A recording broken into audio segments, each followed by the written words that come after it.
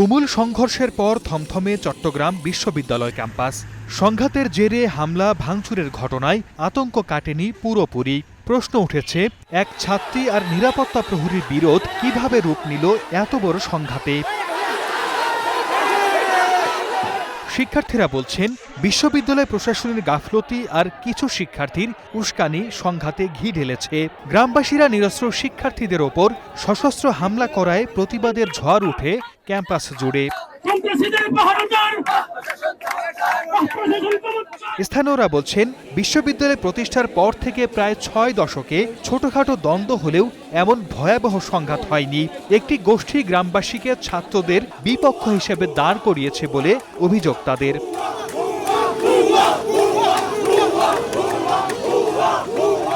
বিশ্ববিদ্যালয় কর্তৃপক্ষ বলছে, তুচ্ছ ঘটনা নিয়ে এমন সংঘর্ষ কোনোভাবেই কাম্য নয়। ইন্ধনদাতাদের চিহ্নিত করার কাজ চলছে বলেও দাবি তাদের।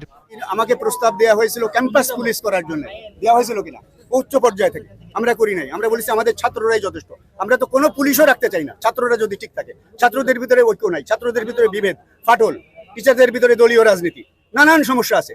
তা আমাদের আন্তরিকতার ঘাটতি আছে নাকি সেটা একটু পরীক্ষা করা দরকার। আমরা লোক নিচ্ছি, আমরা দুর্নীতির নেটওয়ার্ক ভেঙে দিয়েছি। আমরা একটা নিরাপত্তা কমিটি সহ সবার সাথে আমরা একটা মিটিং ডেকেছি। আমরা পুলিশ প্রশাসন, সিভিল প্রশাসন এবং বিশ্ববিদ্যালয় প্রশাসন সহ আমরা নিরাপত্তা বাহিনী সহ একসাথে বসে আমরা এই সন্ত্রাসীদের গ্রেপ্তারের জন্য সর্বোচ্চ ব্যবস্থা গ্রহণ করব। শনিবার মধ্যরাত থেকে শুরু হওয়া সংঘাত স্থায়ী হয় রোববার বিকেল পর্যন্ত। এতে আহত হন 2 শতাধিক। জারি করা হয় 144 ধারা। সর্দার মোহাম্মদ আরিফ, স্টার নিউজ।